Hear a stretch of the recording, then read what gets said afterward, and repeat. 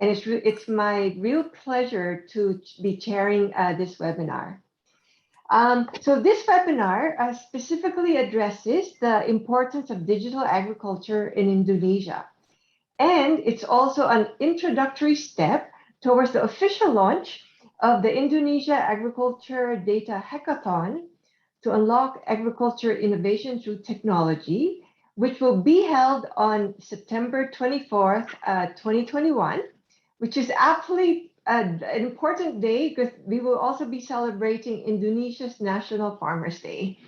Now, the hackathon is a momentous event organized by the World Bank and 9 strategic partners, including Microsoft, GIZ, TaniHub, the IPB University, Grow Asia, Data Science Indonesia, FAO, Plug and Play, and also Planet. The overview and inspiration of the Data Hackathon will be explained to you shortly by my colleague Leslie Go, our Senior Technology Officer at the World Bank. Now, but the question is, why is digital agriculture important, and why should we care? So it's really important because by 2050, Indonesia's population is expected to exceed 320 million. And about 230 million of these people will now be urban dwellers. So this means that we need sufficient food production and strong logistic systems for them. But the problem is our Indonesian farmers still face barriers in terms of boosting their productivity. One of the main reasons because they're still involved in traditional farming, while they're facing increasing threats of climate change and deteriorating land quality. Now, they also find it difficult to access markets, finance, information, which further hampers their profitability. On the other hand, we have all these consumers in Indonesia, these 234 million people, which we expect to be in the urban areas, to increasingly demand that are increasingly eating food that are still of low dietary quality and in many cases also unsafe. And these are contributing to high malnutrition rates in children, but also increasing concerns about health because of unsafe food, but also obesity among adults. Now, we see the digital agriculture as a game changer because we will be able to adequately produce, transport, and feed the growing population while keeping the food system sustainable.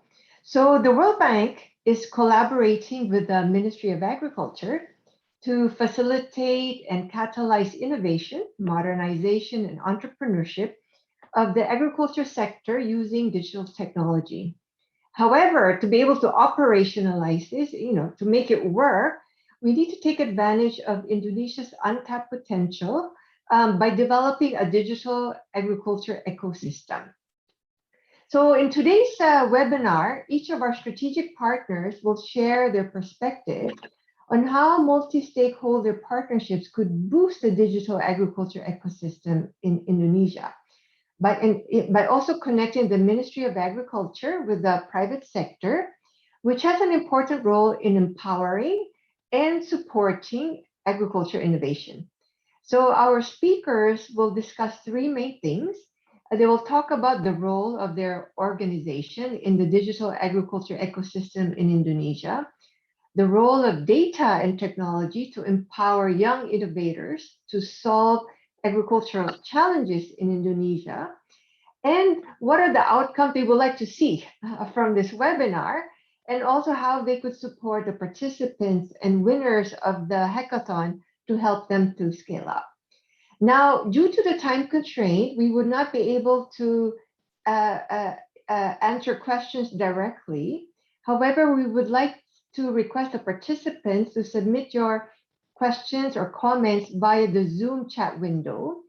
And we also then encourage our speakers of each organization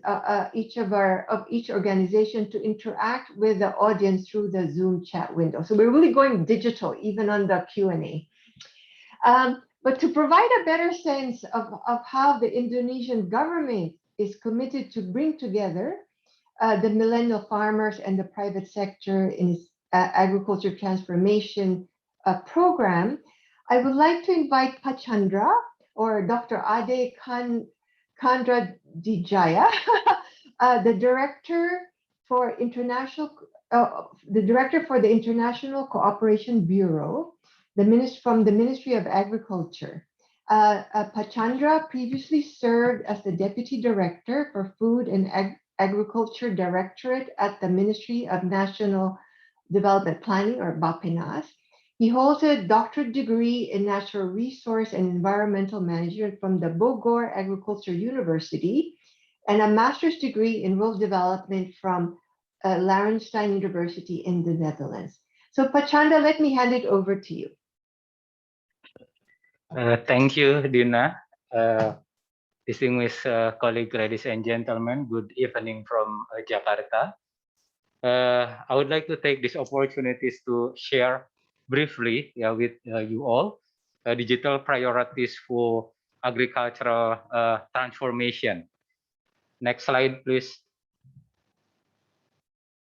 We have already set our vision for agricultural transformation toward 2024, which is trying to achieve an advanced, independent, and modern agri-food system.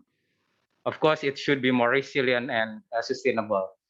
And then in order to ensure a smooth step toward this vision, we have already set strategies called 5 ways of action. And these strategies, of course, address the whole part of the food value and supply chains, covering from the upstream until the downstream part of the chain. And then when we refer to a definition of agri-food system, according to the Food System Summit, we could see that a food system embraces the entire range of actors and their interlinked value-adding activities.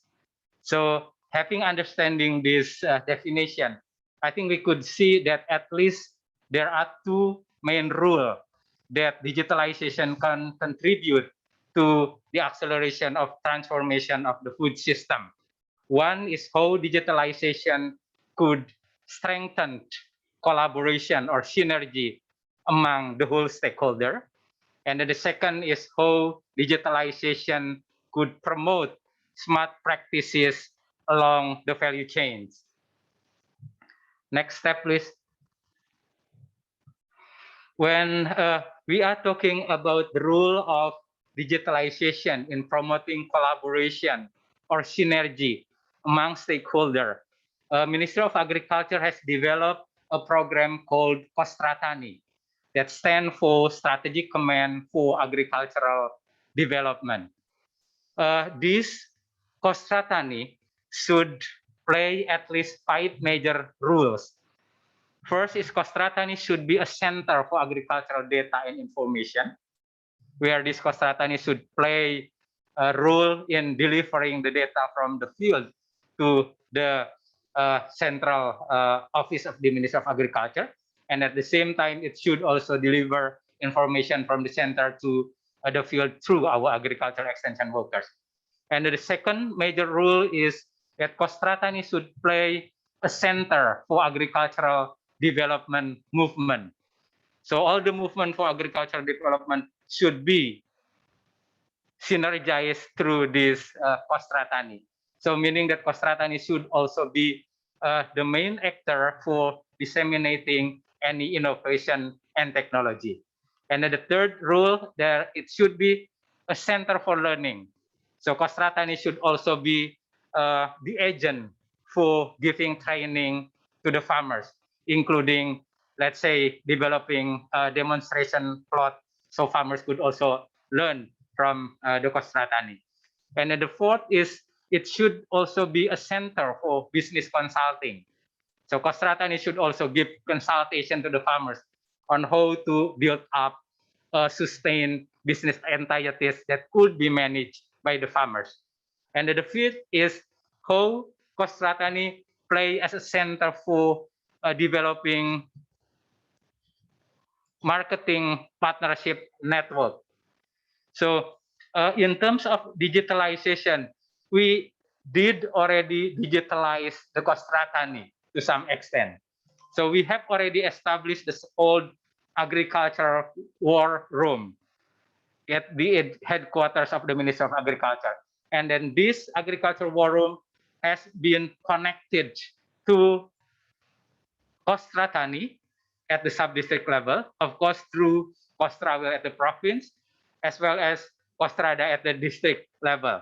So it should be a kind of loop of information where the extension workers, which work in close contact with the farmers, should be able to identify and capture the needs, the real needs of the farmers.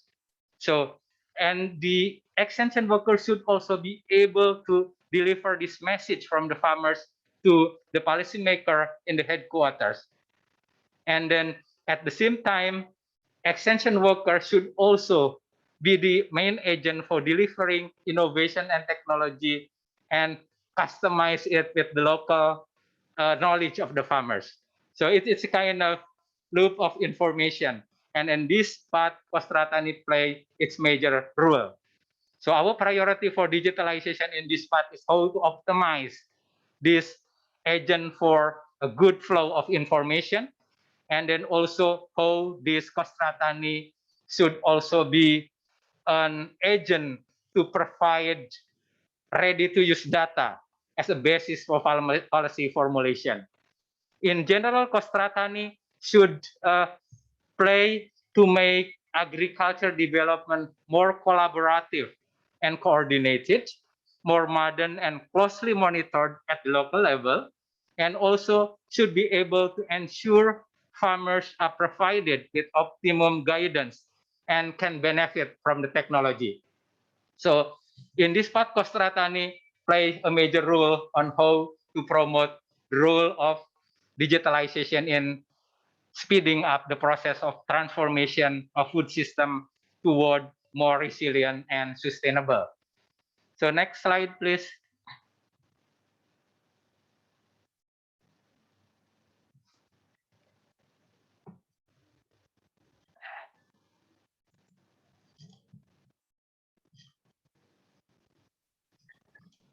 Alika, we just lost the slide presentation. If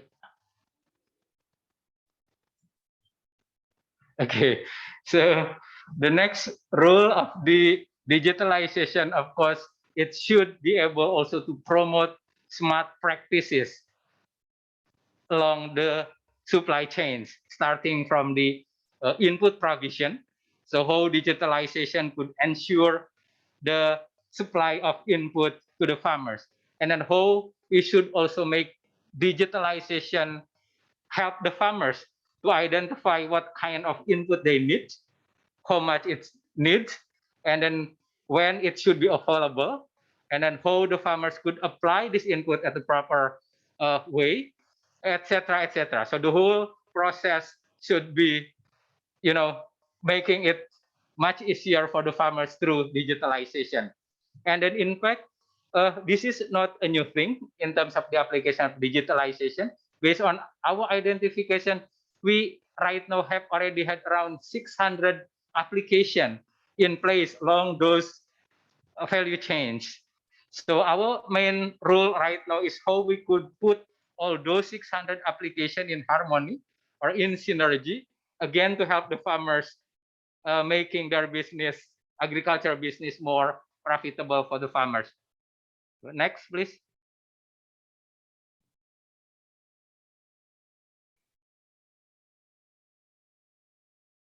Next slide. To conclude, I would like also to highlight how digitalization should support our priority program called GRATIEC, Movement for Increasing Export 3 times.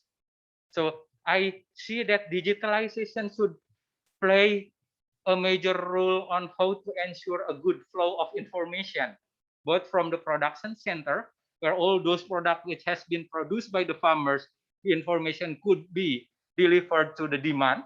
And then at the same time, digitalization should also be able to bring the information on the specific requirement of the market to the farmers. And the digitalization should also be the one who do a matching analysis and then see the gap. What is the gap quality between the product that farmers has already produced with the requirement of the market? And then digitalization should also be a channel to provide input to the farmers who to improve the quality and narrowing the gap between the existing quality with the quality requirement from the market. So we should also see that market requirement is very much dynamic. It's changing according to the changing in innovation and technology. So the higher the innovation and technology, the more stringent the market requirement for a specific countries. And at the same time, the higher the income of the consumer, and then the more sophisticated the requirement will be. So all this flow of information should be, an area that digitalization could optimize our effort on the on-farm side to fit with the demand from the market side. So in short, digitalization should be an effective matchmaker. So matching between the product, the quality of the product with the requirement of the market. And at the same time, it should be also a facilitator to ensure trading deal between the producer and the consumer. So I think that's all the highlights as a trigger for our discussion. And then I will stop here. And then I look forward to having further discussion during the QA session. Thank you, and I give the floor back to you, Gina. Thank you. Terima kasih, Pak Chandra, for making really an excellent overview of the vision of the Ministry of Agriculture for a more sustainable and resilient agriculture, and how digital fits from the farm to the consumer table to export, and the programs also that you're already launching. It's really exciting to see all of it. Now, let me turn it over now to Leslie, who will give us a quick overview of our hackathon. Over to you, Leslie. Thank you so much, Dina, for your leadership in the East Asia Pacific region and for chairing this session as well. And I'm particularly grateful to Parmesh Shaw for his leadership from the global team to bring about this kind of learning from Kenya, especially. And that's what this whole hackathon came from, that learnings in the Kenya experience. And today we are delighted to welcome all of you to this inaugural data hackathon in Indonesia. If you go to the next slide, please. So our hackathon name is called Cultive Haction. It is derived from the word cultivate, hackathon, and action. And the reason behind the name is that we are preparing for the future vision of agriculture ecosystem in Indonesia by mobilizing and empowering the youth to create agriculture innovation through digital technology. Now, this multi-stakeholder partnership with Microsoft, Tiny Hub, GIZ, FAO, Grow Asia, IPB University, Data Science Indonesia, Plug and Play, and Planet are coming together to support the Data Hackathon in September through October, 8 weeks duration, focusing on West Java province and horticulture sector. Now, the hackathon aims to demonstrate the value of the agriculture data and digital technologies to address the key challenges that were outlined by Pak Chandra, and also how we can really build capacities for young innovators like the millennial farmers to develop digital solutions for agriculture. Now, over the course of the last few months, we have been working closely with our partners and grateful for these kind of close collaboration to design and also to implement this data hackathon. It's our first experiment in Indonesia of this magnitude. And each of our partners will have a chance to speak about the contribution and highlight the innovations in this session today. And we will use this session as a way to recognize their leadership in the space. Now, as of yesterday, we are delighted to welcome our 9th partner, Planet. Given the short notice, I didn't have a chance to invite them to speak at this event, but we'll give them a short plug. Now, Planet is the leading provider of globally daily satellite imagery and geospatial solutions. And Planet is driven by a mission to image all the Earth's landmass every day and make global change visible, accessible, and actionable. And we are going to be launching the Data Hackathon with some of the data that are provided by Planet to help our participants reimagine what digital agriculture will look like in future. So on September 24th, we will be celebrating the Indonesia National Farmers Day, and we hope to launch this as a platform for innovators to come together. So next slide, please. So how could we unlock the potential of digital agriculture? Now, Indonesia has a vibrant and strong agriculture technology community. In the report as outlined by Mercy Corp, the studies the different types of agricultural solution already developed by private sector at various stages of maturity and scale. But there's not enough of that out there in public and private partnership. That's rather limited. And digital agriculture is the use of digital technology to improve agriculture yields, efficiency, incomes, and profitability for the farmers. So if you go to the next slide, the role of the World Bank is to bring about these three key pillars, strengthening the digital foundations to support government from an institutional capacity building for innovation through data and technology, fostering learning and partnership, and through various channels such as the big data platform, and also bring together other government experience, in this case, bring Kenya experience to Indonesia. And our hope is to pilot and mainstream the digital component through our iCare project in the course of the coming months. Now, using Data Hackathon as a new approach to crowdsource solutions from the private sector to co-create together with government. So if you go to the next slide, I'll briefly describe our Data Hackathon. Due to the constraint of COVID, we are not able to do this in person. So we have to be quite creative to bring it into a digital space. And how do we come together in where we are able to envision how a series of hackathons and innovation challenges that will adopt new technology in this ecosystem to help the AgTech to thrive in Indonesia. So there are a few salient points here. The three problem statements comes from different perspectives, from Ministry of Agriculture, West Java Governance Office, and the AgTech, in order to address central government, provincial government, and private sector concerns. And we are looking at three key problem statements, which you will get to see more in our landing page in future.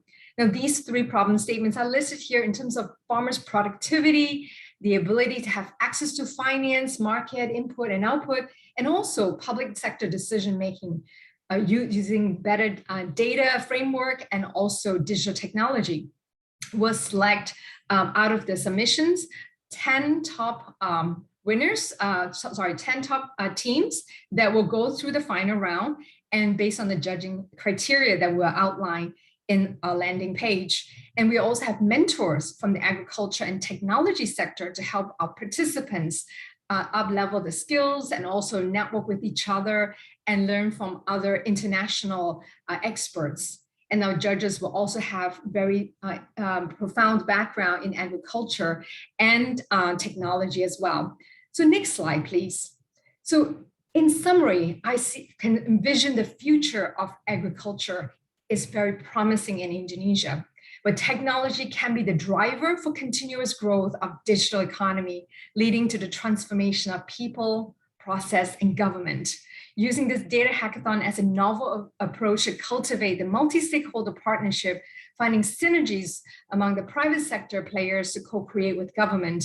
And through this partnership, we hope to open the aperture and reimagine the art of possibility with data to unlock the full potential of what agriculture transformation will look like in future.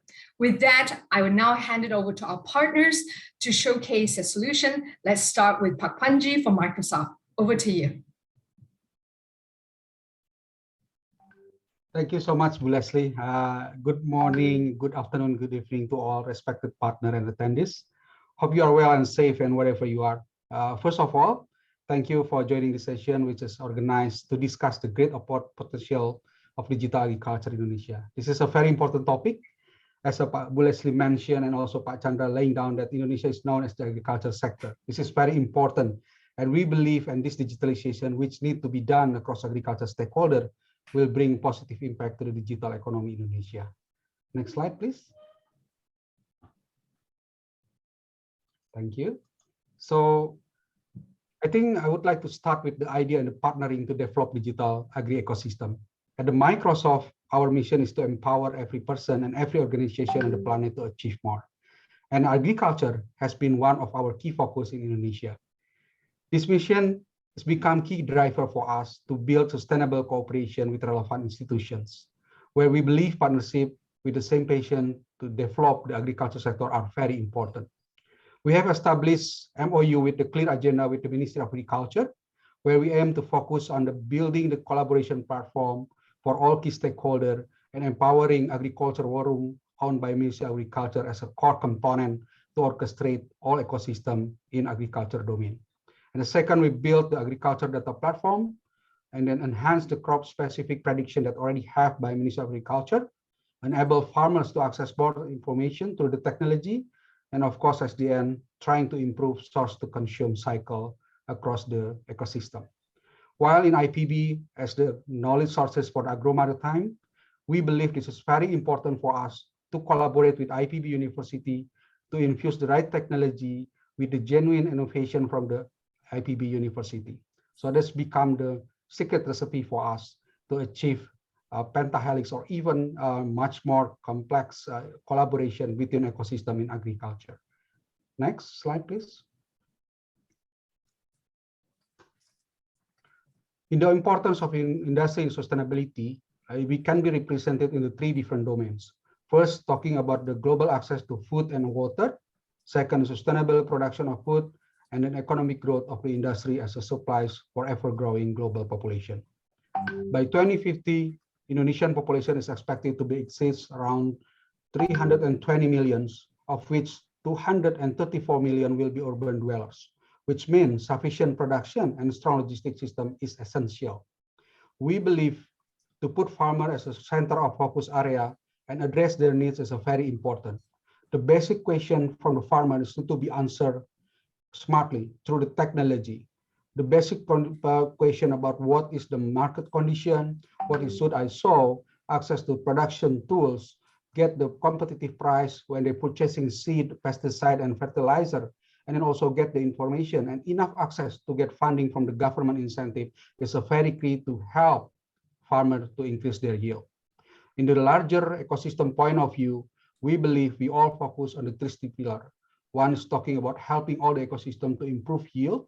Second is to reduce cost of the operation. And the third one to ensure sustainability. Next slide, please.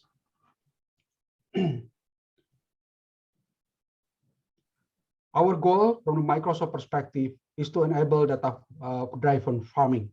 When we're talking about data-driven farming, the first foundation is we believe about the data. We believe that by improving the data and get the better insight, combined with the farmer knowledge and intuition about his or her farmer, is very important to improve their yield. The new opportunity will cover about building the connected farms, AI-based advisory, talking about the improved precision farming, and also establish the traceability function across all the production line. This is very important for us to create the right approach to implement this respective technology.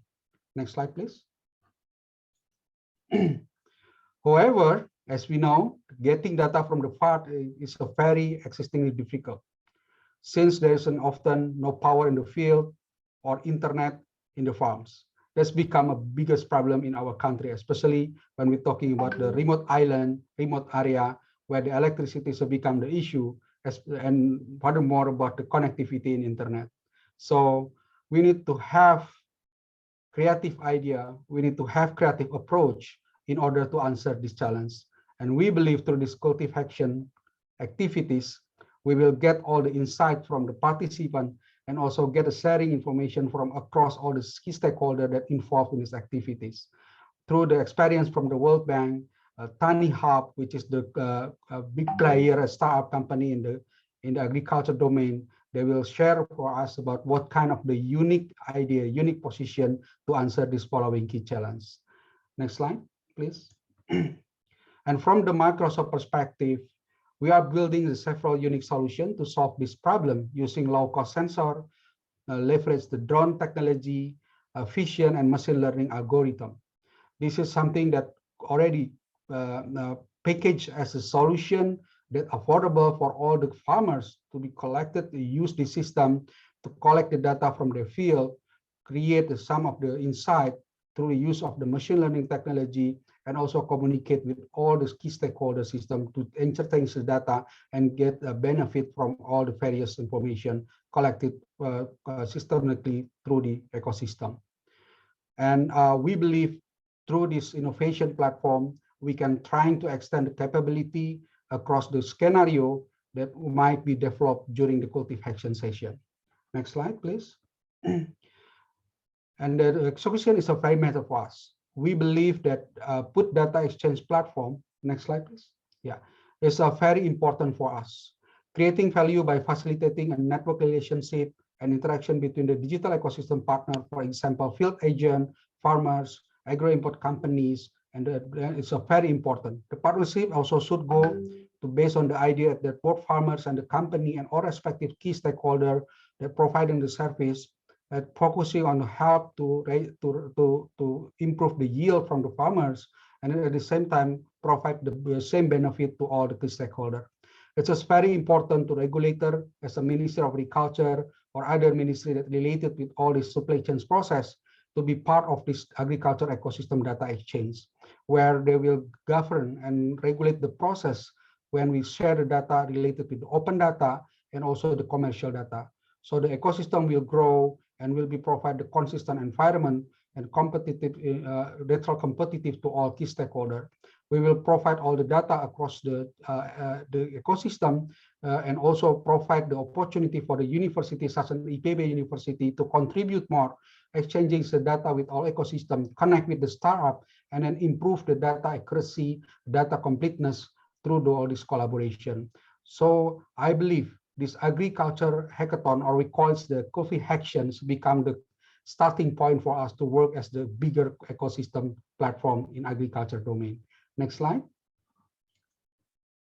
And at the closer here, we see that there's a lot of logos come with the cultive action. We have the World Bank, ourselves, Microsoft, Tani Hub, TGZ. We have the Ministry of Agriculture, West Java Province, and also our partner Plug and Play, FAO, IPB, Data Science, and Grow Asia, and many more will come and will become starting a point to build the digital agri ecosystem.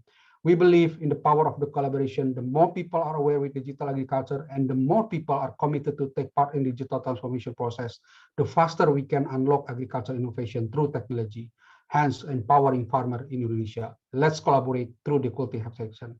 Thank you so much. Over to you, Leslie. Okay, thank you so much, Panji. Let me now invite Kelvin Vijaya, who's the Chief Technology Officer of Tani. Over to you. Yeah, thank you. So good evening, everyone. So I am Kelvin from Tani Hub Group. So let me share my slide. Oh, actually, Alfie has shared it. Thank you. Okay.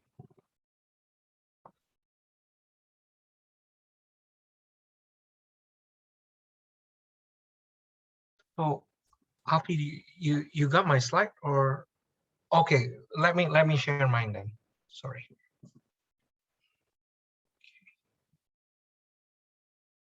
Okay. So as my previous colleague has mentioned, the importance of technology in solving this agriculture problem. We in Tani Hub also believe that, in fact, we believe that technology is the only effective way that may be able to revolutionize the way we define agriculture right now. So a little bit about Tani Hub. We are actually a group which covers the whole ecosystem. We have Tani Fund as the platform where we disburse fundings and provide financing for farmers in Indonesia. And then we also have Tani Supply, which is the company where we do the whole supply chain process. And also we have Tani Hub, where we interact with both the business and direct consumers to provide them produce straight from the farms. And all of this are possible because of the technology that we implement along the way. So in the next few minutes, I'm going to share with you guys in detail what Pak Panji has actually mentioned and what we have implemented so far, and also the obstacles, like on-field obstacles that we have faced so far in implementing those technologies. So what we see three things. We see three technologies that is vital to revolutionize the whole agriculture supply chain. One is in regards to big data technology. So I guess like the most neglected sectors among all is actually agriculture when it comes to technology. You can easily find big data, customers' perceptions, customers' behavior, personas, and so on and so forth in fashion industries, for example, but not so much in agriculture, especially in Indonesia. We are still like around 70 to 80% of our farmers are still like traditional rain-based farmers, which is kind of a sad reality, to be honest, because we are the land of fertility. Like there is this old song from a group in Indonesia, which like one of the part of the lyrics actually say that whatever you throw to the land of Indonesia, whether it's the stone or the or just a regular stick, they will all grow. It is how fertile, that is how fertile the land of Indonesians are. However, we are not like utilizing it. We are not taking it to the next level. So this is where Tani Hub also, our mission is farmers first before everything else. So profitability, everything. We believe that when we do the good thing for the farmers, then profitability and the business will come as consequence. The other thing also that I need to mention is when it comes to IoT precision data gathering, a lot of countries actually have done it. Especially in, for example, in Asia, you can see those in China, Japan, Korea, let alone United States. They already have that system. However, it's still not so much in Indonesia. And also mechanization is also important. We see that a lot of practitioners of this agriculture supply chain in Indonesia, they are still not in the mode where they utilize mechanizations. So just to show you a bit of picture, in Tani Hub, we believe in technology. So the as I said before, one of the things that we feel is important is to on the mechanization itself. Like for example, this is the real picture of our packing and processing center in Malang area. So as you guys know, Malang is famed to produce quite significant portion of fruit production in Indonesia. So what we actually do is we have these machineries, as you guys can see here, where this machine actually have the capability to process, to grade, and to sort fruits in the rate of 30 to 40 tons an hour, which is something not possible if you do it with like regular human workforce. So in this machine, what we actually do is we do this so-called washing and waxing process, and then we have machines where we actually will have the fruit being spun at a very high speed, around several thousands rotation per minute. And then we have high-speed camera, which actually take like around 60 pictures per second, just for the sake of like measuring the blemish and the color of the fruits. And also at the end of the machine, actually we have what we call the refractometer. So what happens is we blast a certain like light spectrum into the fruits, and based on the analysis, we can actually understand the Brix index, which is the reflect the sugar content within the fruits. So this actually helps us with our productivity when it comes to serving our customers. And also when it comes to big data, also as have Pak Panji from Microsoft have mentioned, this is also what we do. We do a lot of analysis here and there. In this example, it is actually we do what ML or AI people call a cluster analysis, K-means algorithm, where we actually sort out which item have to be prioritized to be procured fast. And actually, like recently, we just also launched this advanced analysis where we also figure out which item to buy at what price point and when. So these kind of what we also see within our startup is when we implement this data solutions, we actually can make our supply chain even more efficient, quite significantly. And then and because of that, we can actually provide also like better margins for the farmer and also for us ultimately. So this is also the thing. What we see as a challenge is the supply chain itself. Delivering fresh goods is not easy, and also when it comes to optimizations of warehouse process, this is also super important. Like unlike let's say non-fresh stuff, like for example, if you're selling clothes right now, or you're selling books or toys, those kind of stuff, actually it is less complicated than when you are selling fresh. There are certain sequence that you have to abide by, and there are certain restrictions that you have to abide by also when you are picking stuff.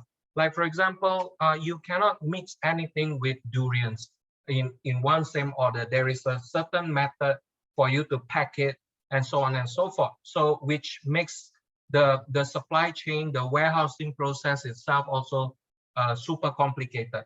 To be honest with you, this is also our continuous homework in TaniHub, because speed is the paramount of everything, especially when it comes to perishable items like fresh goods from the farms. So this is also the pain points that I believe that if we can solve, it will be something that that will help everyone, literally, from the farmers down to the consumers. The consumers will get better fresh items, while the farmers actually can get better margins because of the efficiency of the process itself. And also another thing that we see, which Pak Panji has also mentioned, is when it comes to computer vision technology and IoT to actually gather the on-field data. So the thing about gathering this data, on-field data, both aerial imaging, computer vision based forecasting or analysis, and IoTs are they are still expensive. Actually, like the situation is the cost is already reasonable, provided if you have an organized, structured farming process, such as in United States, where they have already implemented contract farming or corporate farming, but not so much for traditional farmers in Indonesia. Not a lot of farmers, in fact, only a super small minority of farmers in Indonesia who can actually afford to buy a laboratory grade or like a commercial grade kind of sensors, for example. But for a farmer who only have like several square feet of land or several square meters of land, those kind of technology will not be as affordable. So I guess like what will be groundbreaking when it comes to sensors and computer vision will be cost. So if we can reduce the cost of these technologies, then I believe that the adaptations of these technologies in Indonesia will be far more faster. Because farmers in Indonesia, what we find out is like they have this primordial belief on how you should plant. So there are cases where we actually have farmers, like we ask the farmers like, hey guys, like why do you plant chili, for example, on this season? The reason is solely because his neighbor actually planted the same thing. So with that being said, right, what we find effective to improve the primordial or like the ancestral wisdom of the farmers in Indonesia is result and cost efficiency. So if we can reduce this, reduce the cost of these implementations, and also make it reasonable business model also together with the farmers, then I think Indonesia can go beyond an evolution. I believe we in Tani Hub personally believe that technology will ultimately make us Indonesia as like the top leader in terms of agriculture, because by nature we should be one. We have one of the most fertile lands in the world, so we should be one. And we believe in Tani Hub that once the technology is properly implemented, then we will see a lot of stuff, a lot of revolutions happening, both for the farmers and ultimately for the agricultural supply chain as the whole. So the question is, what is yours? So I know I'm going to be frank.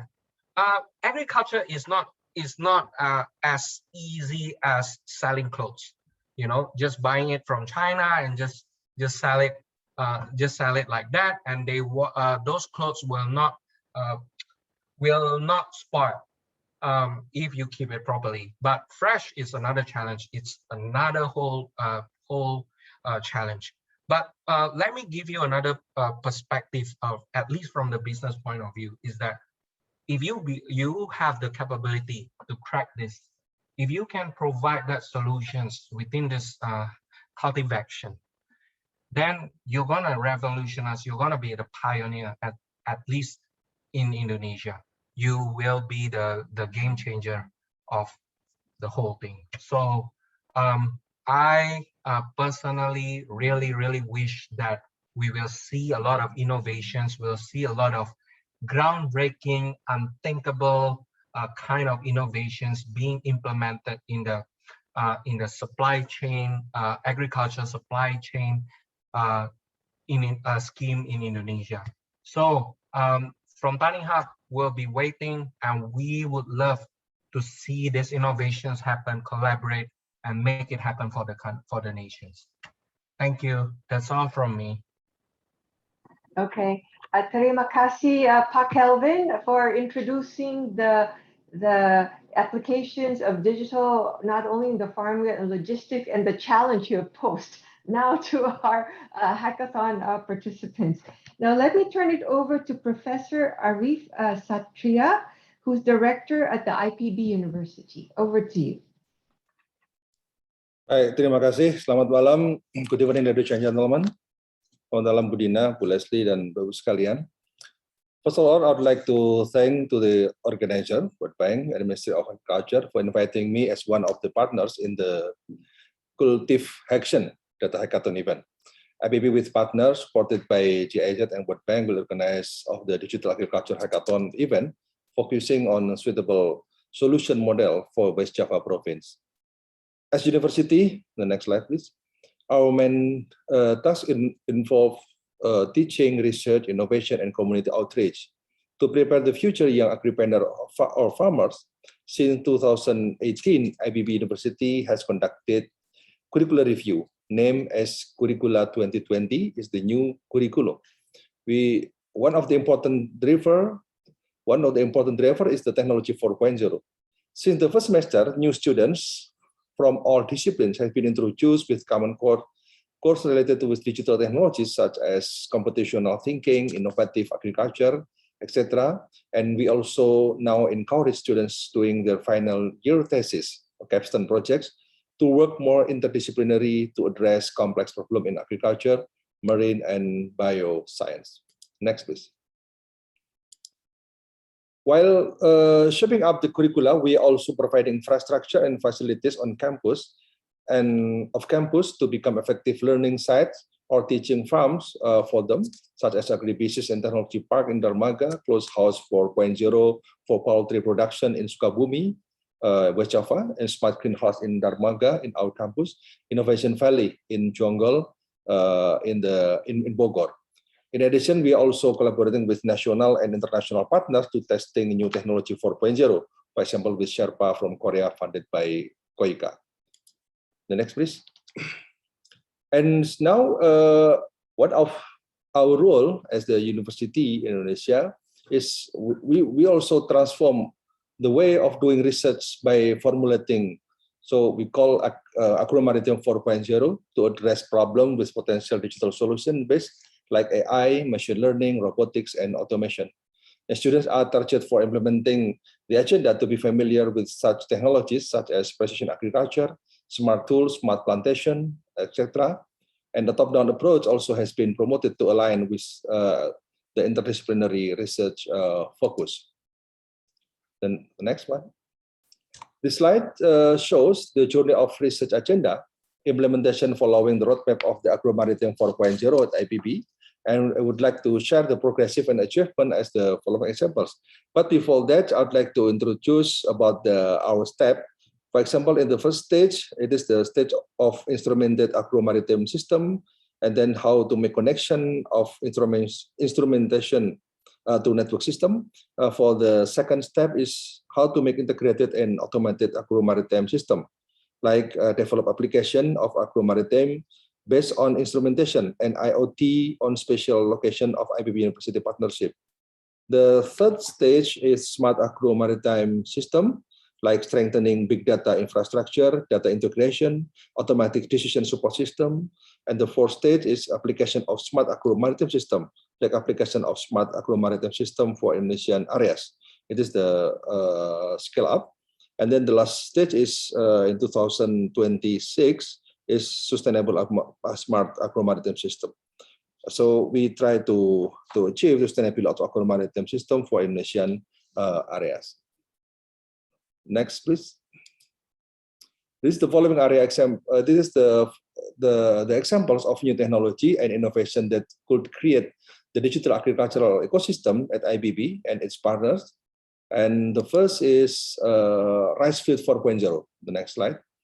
It is Rice Field 4.0 comprise smart rice field, paddy health smart detector, and smart seed like smart fertilization and irrigation. The next one is smart integrated pest management, development of smart Internet of Things to monitor plant health. And then smart forest fire prevention system. We developed fire system to predict the fires 6 months prior to the accident. And then we develop also mobile apps, fire prevention, patrol forest and land. And then we also develop ecosystem platform, this smart land conversion detection system. This platform provides national strategic commodity distribution, change of land usage monitoring, early warning system for vegetation cover change per 8 days. And then this oil palm 4.0. We also develop commodity palm farm spatial population precision mapping. And then the next one is about the precision food logistic, high precision food logistic system during COVID-19 pandemic. The next one is smart food and agricultural product quality detector. The superiority are this is artificial intelligence based using smartphone and cloud to measure the quality of food and agriculture product, and then scanning product with portable near infrared spectrometer that could result in less than 10 seconds. It is innovation from our students. Next one is smart gloves. This non-destructive fluorescence-based smart gloves to detect ripeness of guava on site. And then it is the smart fisheries and coastal management. It is various digital technologies for fisheries and marine science. For example, like device to track trails of fish harvesting, and then AI to identify coral reefs, health indicating species, and then fish position detection device through mobile phones, eel production smart application, IoT technology for coastal ecosystem, and so on. And this is a BISCount. Next one, it is shrimp seed counter with deep learning method superiority. Method with the superiority are fastly detect small size and transparent shrimp seed using YOLO. You only look once technology concept with simple architecture, fast process, precise, and applicative. And then for the last one is about the crab apartment 4.0. The next one, it is we already developed in Jakarta. And then the next one is about social innovations. We develop various social innovation from Operation Village data, and then community animal husbandry school, Tani Center, Agribusiness Technology Park, One Village, One CO, One Village, One Innovation. It is our program in empowering the community. For example, it's about the precision village, data with high accuracy and precision to describe actual condition of the villages. The data is collected, validated, and verified by a villager with help from outside of the village, for example, from university, with a relatively low budget. It is very efficient process, and we use drone and also digital process. We also developed Tani Center. Next one. It is Tani Center's digital platform of cyber extension, cyber extensions that provide information and technical guides for farmers for various crops. The next slide. On top of that, social and institutional aspects are also important factors that need to be encouraged through Tani Center platform. Next one. This platform enables knowledge transfer from university and community. The next slide. Yes, this one. This platform enables knowledge transfer from university and community and encourage shared learning that can stimulate creativity and critical thinking of community in response to change triggered by 4.0 technology. This slide is about Agribusiness Technology Park. This infrastructure and facility is established to connect farmers to modern supermarkets. IBB provides quality seeds to the farmers, and then we develop the education to the farmers, and then the farmers produce fruits and horticulture product, and then they sell to IBB University. We do packaging, and then we distribute it to 47 modern markets in Jabodetabek. And then it is One Village, One CO. This is one of the platform that could be scaled up not only in West Java, but across Indonesia. We developed in 53 villages in West Java, but now we are still preparing 300 villages out of Java.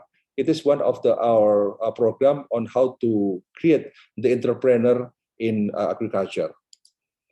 The next one is about our program about community animal husbandry schools. This is the social innovation. Has been introduced first in Java, and now the model has been showcased in 23 districts of 12 provinces in Indonesia. And we also introduced 4.0 technology in this area, especially in eastern part of Java. And the next one is, of course, we hope to extend the specific partnership to leverage the knowledge on data management for digital agriculture solutions. We already signed an MOU with Microsoft, Pak Panji, and then Tanihub, Kelvin, and also with Aruna.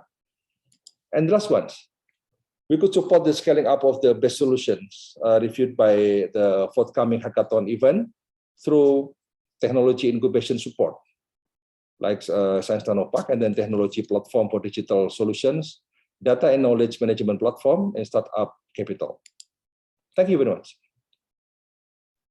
Thank you, Professor Satria, for really sharing with us the the wide breadth of innovations that's already been developed, but also clearly IPB University will be an important source of the pipeline of future startup entrepreneurs in Indonesia.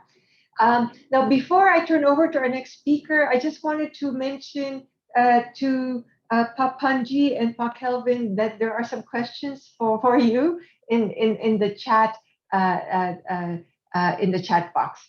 Now, let me turn the floor over now to Ibu Weili Wu, who is the innovation lead for Grow Asia. Over to you. Thank you, Dina, the World Bank, and all the co-organizers of the Cultive Action Data Hackathon. Very excited to be a part of the organizing team. It has been a really wonderful experience to work alongside such a committed, passionate group of people. Just in the interest of time, I'm going to keep my presentation pretty short. Allow me to introduce Grow Asia and what we do and how we're supporting the Data Hackathon. Thank you. Grow Asia is a multi-stakeholder partnership platform catalyzed by the World Economic Forum and the ASEAN Secretariat. Our secretariat is based in Singapore, and we really work to build action-oriented and market-led partnerships for inclusive and sustainable agricultural development in Southeast Asia. We are an entity associated with ASEAN and funded by the Australian Department of Foreign Affairs and Trade, as well as the other international donors whose logos you see on the slide.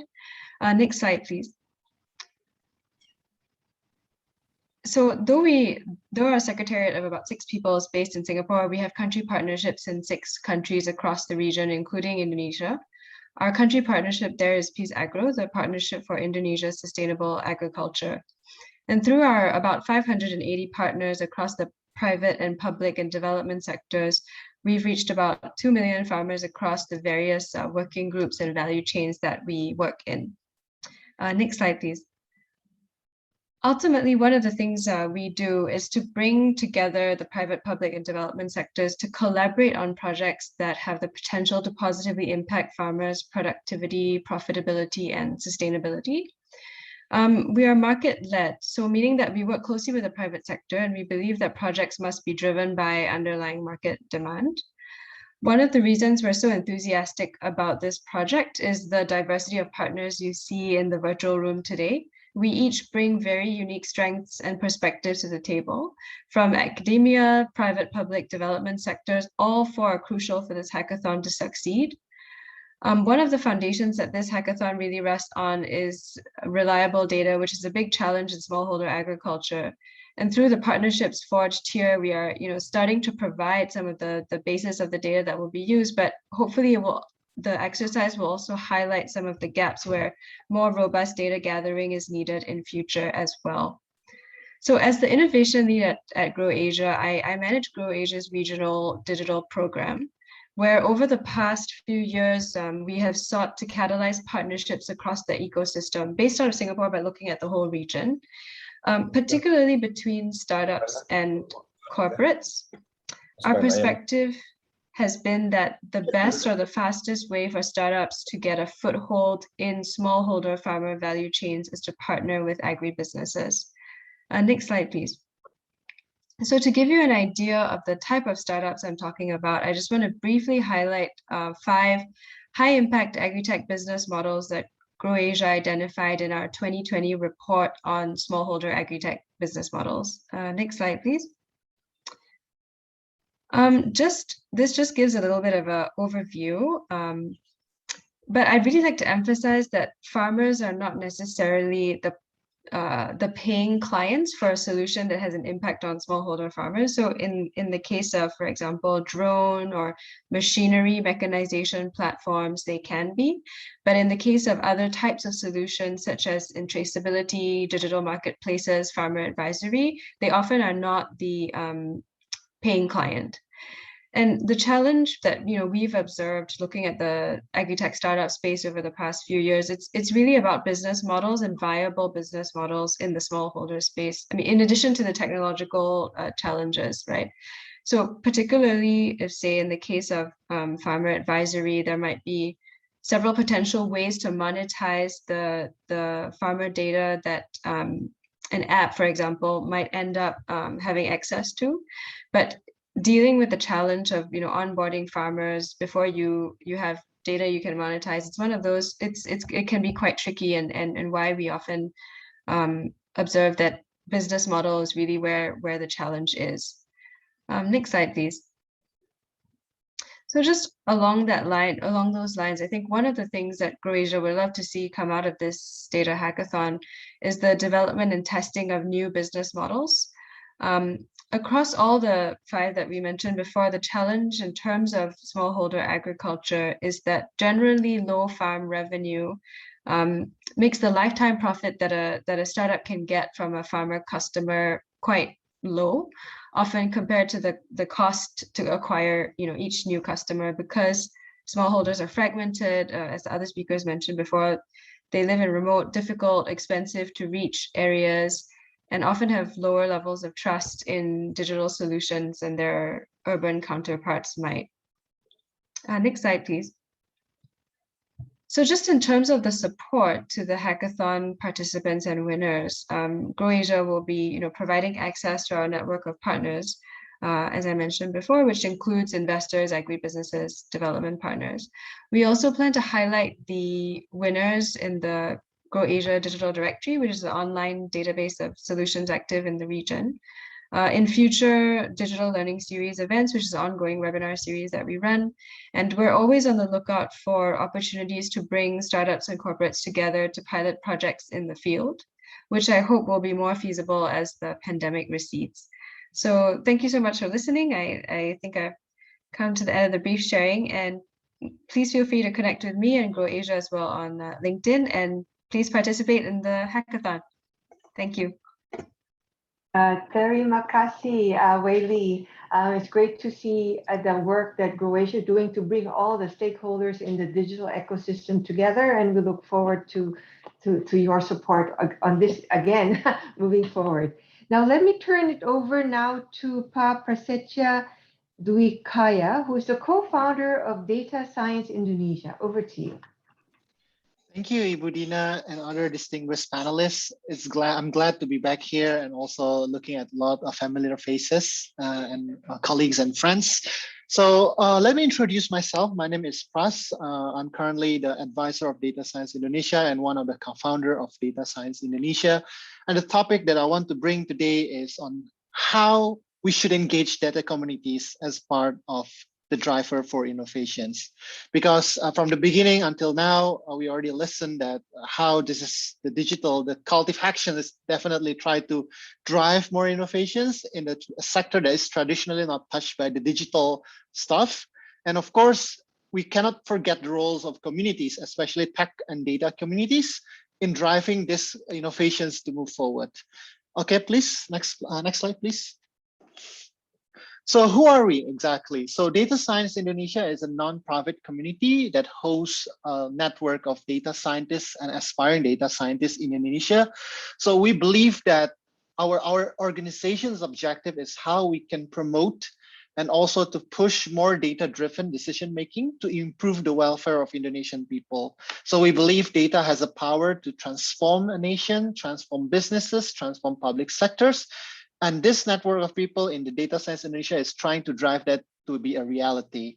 So our missions was to be a reliable partner for public and private organizations in exploring solutions of using data to solve the social problems they face, and also being an advocate to raise awareness, the importance of data and how to make data a public good. And the last one, it become a think tank and a playground for people who aspire to be data scientists and to build their network and also to create something out of data, especially using public data. So we have been around since 2015 and has 12,000 members as of today. And then we have done multiple projects with different partners. Maybe to name a few, we have done like a collaborations in the past with Jakarta Smart City, as well as with the Jabar Digital Service, the JDS, who are also a partner for this activity, and with multiple NGOs like for advocating about the stunting prevention, as well as a public health. And as of today, we also have a 4 representative office, or we call it as a chapters in 4 provinces.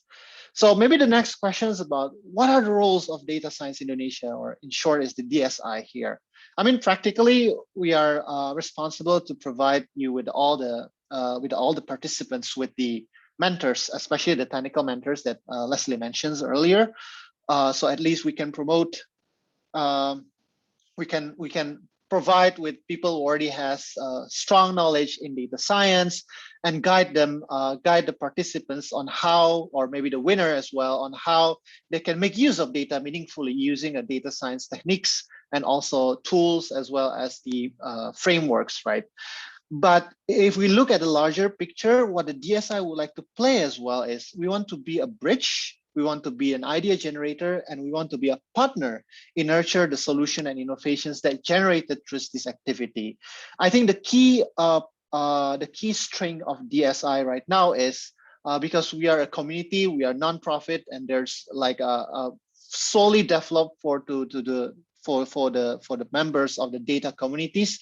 We have people from a different backgrounds, different sectors that can freely share their knowledge as well as their interests and their expertise, so people can learn from each other. So maybe the solutions that we are, maybe the problems that we are facing right now in agriculture has a similar solutions that apply in other sectors. We have no idea about that, right? Maybe it actually lies in the sector of banking, or maybe it lies in the sectors of, for example, in education or in health, that actually can be contextualized, that can be used as a basis on driving innovations in agriculture. And therefore, it's also related as our role to provide more ideas, especially within this network of people. There are plenty of people that actually you can talk to. And therefore, we hope that this instigate more, or I would like to use the cultivate ideas in a way that it provides the participants of this hackathon with more inspirations on how they can build their solutions surrounding the data that we have for this activity. And the last but not least is also because the power of the network that we have, we also connected well with all the data stakeholders in the country, the principals, data scientists, as well as the experts. I think it's also good to make us as a partner in nurturing that solutions later on how this can be incorporated technically to be a meaningful data science or like a data products later on. Next, please. And of course, I think why we really want to support this cultive actions, because in addition to what are the great things that already been mentioned by the previous speakers, I think there are 3 main points that DSI believe that this is aligned with the advocacy that DSI has been doing for the past 6 years. Is I think the idea of having this cultive action is not only trying to drive more innovations, but promoting what is important for the data community, which is open data. So opening up data actually present the government with many values that you can allow and enable innovators or techies to actually get their hands dirty and using the data for developing a meaningful solution. So as long as the government provide these wonderful resources, and as long as their partners, like all the people in this room right now, and with the experts who has a technical expertise in data science, I think it's going to be great and shows that the value of open data, value of being transparent, exceeds the cost of not being transparent in this case. And the second part is because you're bringing a lot of people, a lot of actors, right? Like you get the business people, you get like a techie, you get principals, you get people from agriculture. It helps us to create an innovative solutions through rapid prototyping. So I mean, the idea of hackathon, I mean, in general, is try to rapidly prototype something that we can see whether it's feasible or not. But that point of having this critical or like a rapid prototypings in pushing this is actually in line with the idea of DSI as an idea generator and as a partners to nurture solutions that we can be meaningfully implemented later on. And last but not least, because of this wonderful group of people that comes from a different places, and I believe that a reform like this or like a disruptions like this can be maintained in the long run because you have a people who has a collective ownerships, because innovation doesn't stand alone. Innovation doesn't come only from the techie. I mean, like we from the data communities can help you in the data side. But of course, when you try to cultivate and grow innovations and making it more meaningfully for Indonesian people, you need people who can finance it. You need people who can market it. You need regulations that can enable these innovations to grow. So we believe that this type of activity is can really bring a lasting impacts, given that we have a lot of people are involved in this collaborations. So I think those are the points that we as the DSI, as a tech communities, would like to make, and we believe that this is just a beginning for us to contributing to meaningfully disrupting the agriculture sector through data and technology. And I would like to invite all of us here to also get involved in our community as well and be connected. And we believe that we can be together in this journey in the long run, and would love to have more innovations through data in agriculture sectors. Thank you so much. Thank you, Pak Prasetya, for really kind of exhorting that the data community, the data science community, is ready to join the effort to disrupt the agricultural sector, like you said. Now, let me turn it over now to Pa Ageng S. Herianto, who's the Deputy of Program for FAO Indonesia. Okay, thank you. I'm delighted to be here to be with you, all the part of the 4.0 community globally. FAO is, I think, also actively involved in developing the digitalization in agriculture. But today, this evening, I want to focus only in the collaborative digitalization program in Indonesia, not the global level. So I think this is the background that, as we know, that Indonesia is consisting of, spread over the huge area of the archipelago country. Now the connectivity issue is a main issue in Indonesia, connectivity. And then how we can also treat all the communities impartiality. So means that they can have a kind of the access to digital technology for their benefit, not only certain group that they have a kind of the huge asset and investment to access this one. This is one of the challenge, and also FAO would like to be part of this effort, how to disseminate the digital technology in Indonesia. Next one, sorry. Yeah, if let's say we can make a kind of a simple categorization that digitalization, sometimes we can say that this is a kind of fragmented program between the government initiative and the private initiative. This is and also, of course, the other parties, but we can say this is two big groups of the digitalization program in Indonesia. So next one. So since FAO working closely with Ministry of Agriculture, Ministry of Village, Ministry of also ICT, part of this government digitalization program, Ministry of Agriculture, there are several programs that already discussed by Pak Chandra at the beginning on this kind of thing, with 600 application there. This is but how to synergize all this kind of thing to bring the bigger impact to the farmers.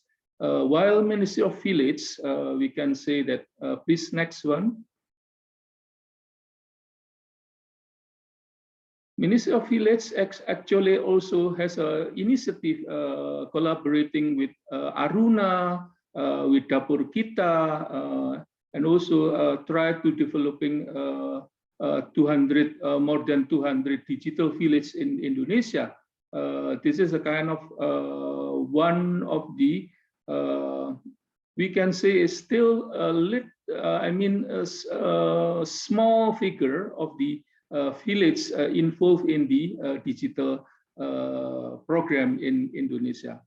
While the Ministry of ICT, next one, is about the providing the internet services to more than 500 districts and other through the Bhakti program. So now how to synergize this kind of thing? Yeah. So next one.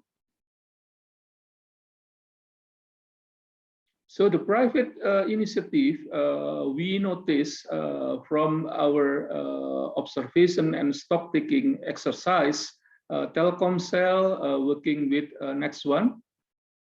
Sorry for many. This is Telkomsel working on e-fisheries. This is a kind of the startup through the application of the NB technology. For utilizing automatic fish feeder to how to also what they call manage the feed level to increase the efficiency and effectiveness of the feed technology. Bank BRI, for example, next one is about the I think Tani Hub is also working with Bank BRI. To support the finance for the farmers, and also how to facilitate and to sales the agriculture productive. While Bank BNI, next one, is about the partnership with the PT Pasar Komnas, especially on the chili commodities. Next one, please. So now, what FAO plan to kind of provide support to the government of Indonesia as our main partner, especially the Ministry of Agriculture, and also in collaboration with other stakeholders.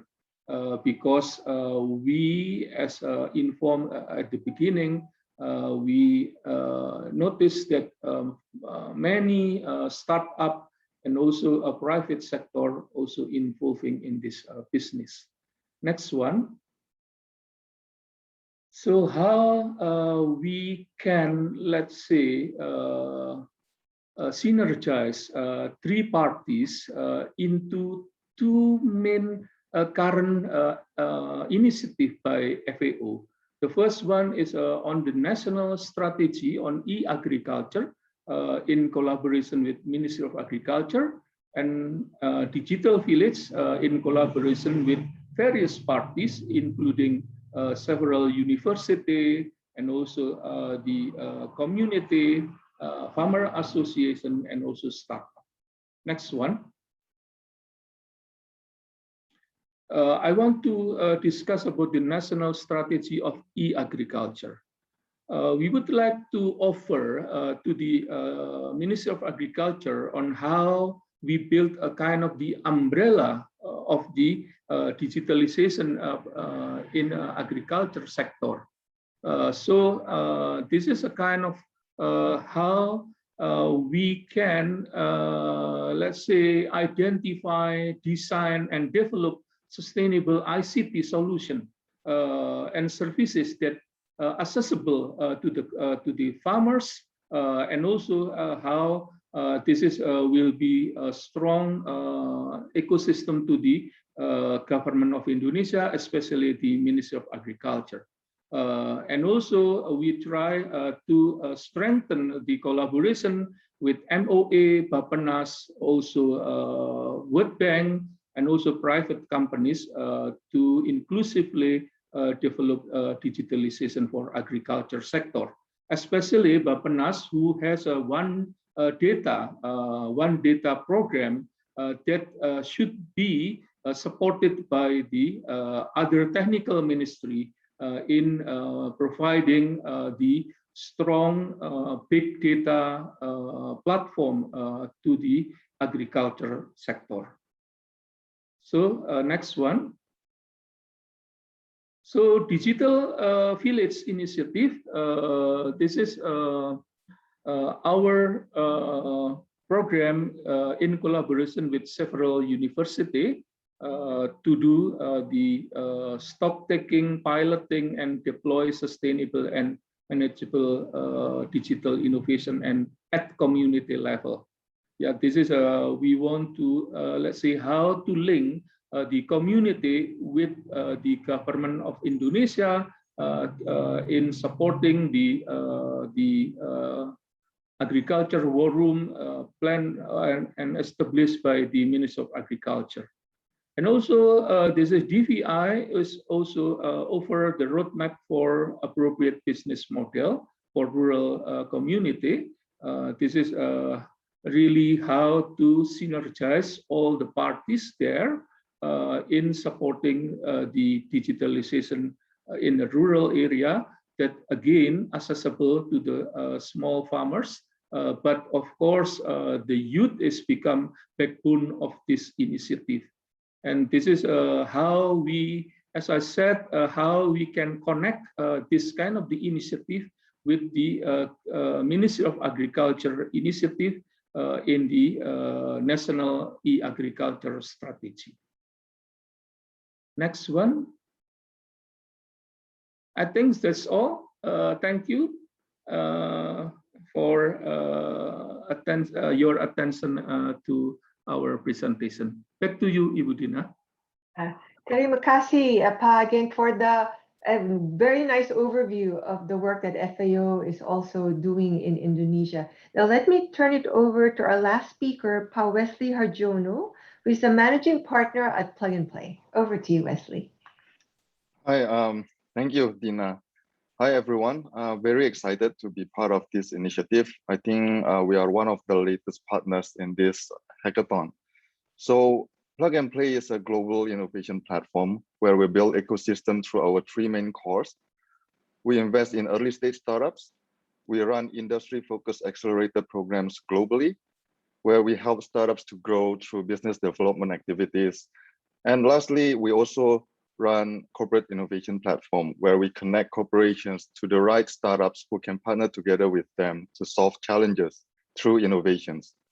We have been building the tech ecosystem in Indonesia since 2016, where up to this point, we have accelerated more than 120 startups and worked with some of the biggest corporations in Indonesia in various innovation activities, such as new technology adoptions, strategic business partnerships, and sometimes the corporations are open to investments. We are very happy to work together with all the partners here in this Cultive Hackathon. It is our belief that in order to make impactful changes in the industry, different stakeholders need to come together to solve the bigger problem. In Plug and Play, we normally call it the ecosystem of change makers. Corporations need innovative technologies to solve problems. Startups need cooperation support to scale. And government can help accelerate the big changes in the industry. And eventually, innovation can have a socio-economic impact to the larger community and ecosystems. I think this is what it is all about in this Cultive Action collaborations. We also see agriculture as a major importance to Indonesia, and we put agriculture as one of our focus, where we aim to open an agriculture accelerator programs to add to our currently running financial services, Industry 4.0, and sustainability programs. With the accelerator program focusing on food and agri that we aim to launch, we want to elevate the agriculture practice in Indonesia from what once was traditional to a modern, sustainable agriculture practice, which not only positively impacts the business of the corporations, but also have large impacts to the farmers, Indonesia economy, and as well as the environment. And for this, every stakeholder needs to take their part. And we are taking ours as the ecosystem builder by connecting the stakeholders to each other and serve as a platform of networking, knowledge sharing, and innovation drivers. This hackathon would be a good start of a more innovative agriculture industry in Indonesia. And we are very happy to be part of it. We hope this hackathon really brings the unseen challenges in our agriculture industry to the surface and will produce solutions to the problem. As accelerator, we have seen startups like Sayurbox and Tani Hub solving grassroots problems and help to increase farmers' welfare, and at the same time benefits the customers. What they do is a process of understanding what is happening in the field through data and translate it into a workable solutions that can create impact to the bigger problem. So what once a simple delivery app for everybody, everyday produce needs, now has grown to be one of the life-changing applications for consumers that bring impact to many farmers in Indonesia, especially in this pandemic situations. Yet for this case alone, the impact can still scale. For example, partnership with financial services like what Tani Hub have done, distribute financing to these farmers to help them scale their business. We also have seen cases from our global agriculture corporate partners like Tridon, a sister company of a leading agriculture equipment manufacturers, Group Jatco. Tridon works toward sustainable agriculture in the digital world, working on a critical economy sector in cooperations with local communities from all over the world. Tridon actively seeking for startups with innovative agriculture solutions, investing in them and scale together.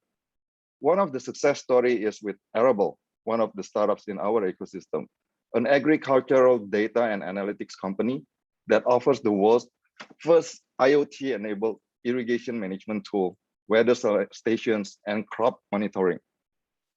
We hope this hackathon can encourage similar stories like Sayurbox, Tani Hub, Arable to the problem that we face in our agriculture industry today.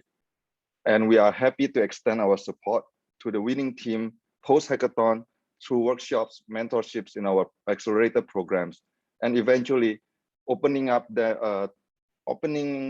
doors for them to the right stakeholders, to our network, and create impact in the industry.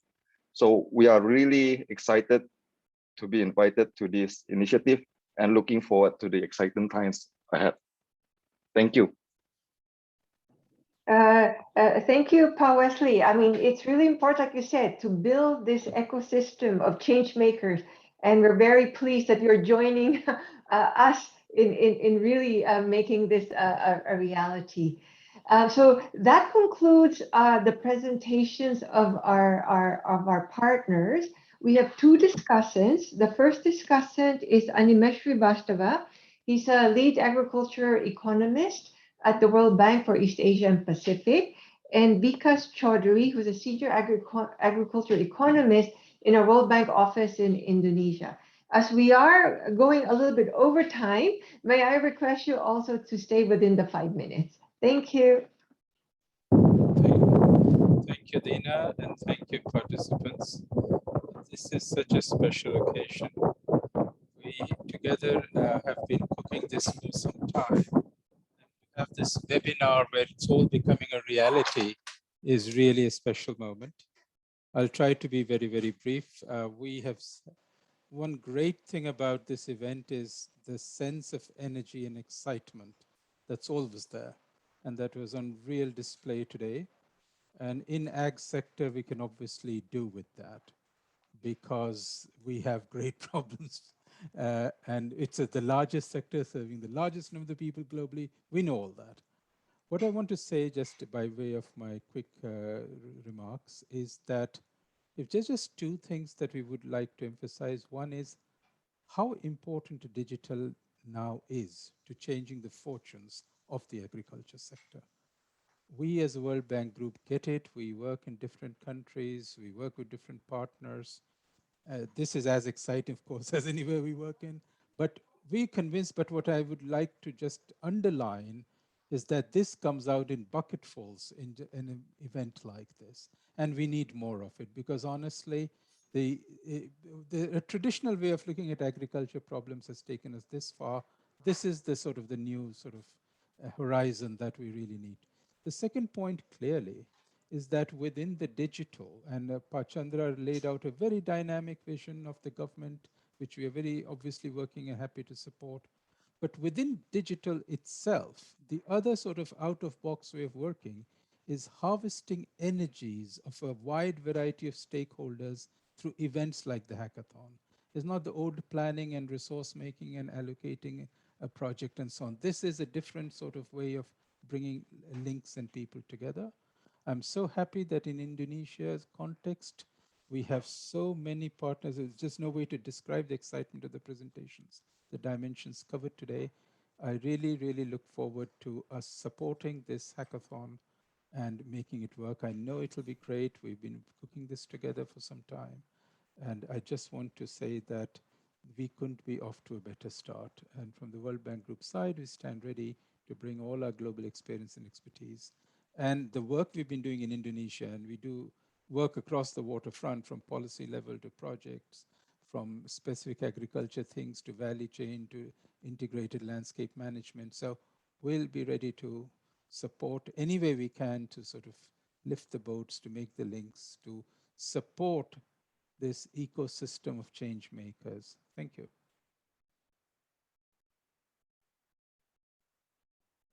Over to you, Dina. Vikas, over to you. Thanks, Dina. I mean, it has been fantastic listening to all the work that is being done under the Kostrani and Tani Hub and Croatia. I really am very energized, similar to Animesh. And I feel with all this work, there is now the opportunity to bring precision agriculture to smallholder farmers. And digital could be that tool. And it can have widespread implications on income, productivity, commercialization, landscape management, improving efficiency and targeting of public services and programs.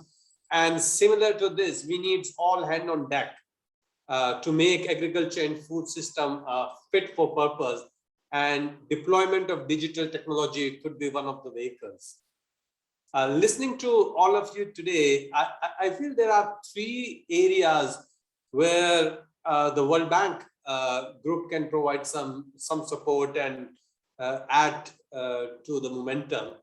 And they are around improving the enabling environment and supporting the digital ecosystem, around knowledge exchange agenda, and around integrating digital approaches in the various government programs and projects, which can amplify the impact on the ground. I just moved from Ethiopia to Jakarta 2 weeks ago, and I want to share some examples of those three on what we did in Ethiopia. So first, on the enabling environment, the World Bank just approved a $200 million digital foundation project. It was approved in April. And this project is supporting the Ministry of Innovation and Technology to increase the inclusiveness and affordability of digital services and digital job creation. The project will provide competitive financing to digital startups, to help support digital ecosystem. It is going to work on the policy side to bring in competition, to remove monopolies of the telco in the country, come out with various regulations which are much more friendly for a startup ecosystem. And third is the project will support the creation of necessary digital infrastructure on the ground in remote rural areas for public and private sector delivery. On the knowledge agenda side, the World Bank Group, jointly World Bank and IFC, initiated and subsequently institutionalized Digital Disruption in Agriculture Forum. We have done, it's an annual event, close to 1,400 participants joined the forum last year. We are organizing the third one in November. As part of that knowledge agenda, we have done a series of these webinars for Ethiopian specific delegation, and more than 2,000 people have participated. And the forum becomes a recognized space for interaction, for dialogue, for knowledge exchange and networking. We have a wide, diverse portfolio in Ethiopia, more than 1.5 billion US dollar. And through the portfolio, we are doing a number of activities. We are supporting the Ministry of Agriculture through the ambitious e-extension program. So similar to Kostrani here, there the Ministry of Agriculture wants to deploy tablets to extension agent. Between 2 extension agent, 1 tablet. And that tablet becomes a source and a conduit of delivery of large number of extension activity, digital services. To provide differentiated services, we have worked with Ministry of Agriculture to build their capacity to access, analyze, synthesize, and deliver agro-metro information. We have supported the development and rollout of agriculture market information system through the government channel. There is this whole program around geo-enabling monitoring system, GEMS, which can help virtual project monitoring on a real-time basis. And currently, we are working with the Ministry of Agriculture there to develop a digital roadmap for extension and advisory services, and integrating its rollout through a new program which we are currently designing called Integrated Agriculture Development Project, which is going to be a $500 million initiative, which is under preparation, and very, very excited on that. This digital ecosystem in Indonesia, I think, is very, very exciting. And this is my first interaction with this ecosystem, and it's growing very rapidly. Through this data hackathon, we really hope that new ideas and new entrepreneurs are going to come on board to provide creative solutions to the challenges in the agriculture sector. I'm in Jakarta, and I'm very much look forward to being part of that journey. And thank you very much. Over to you, Dina.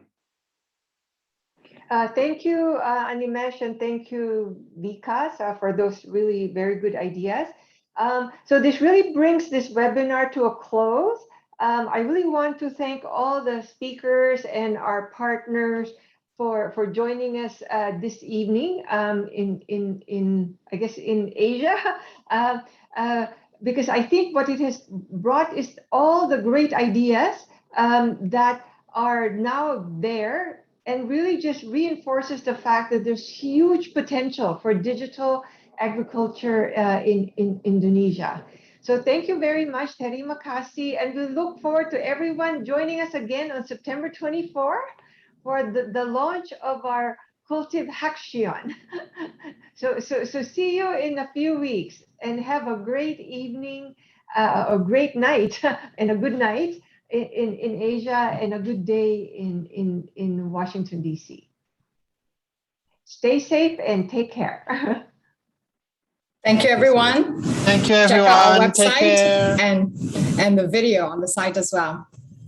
Thank you. Stay healthy. you. See you on Bye. September 24th.